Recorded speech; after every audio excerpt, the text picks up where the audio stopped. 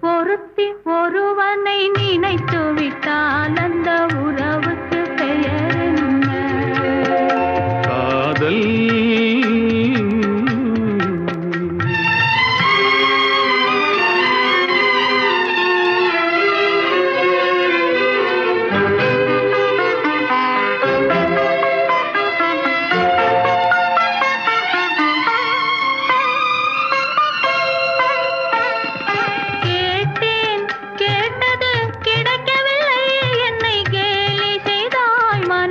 பொறுக்கவில்லை.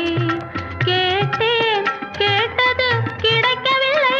என்னை கேலி செய்தாய், மனம் பொறுக்கவில்லை. வாதம் செய்வது என் கடமை, அதில் வழியை காண்பது உன் திறமை. வாதம் செய்வது என் கடமை, அதில்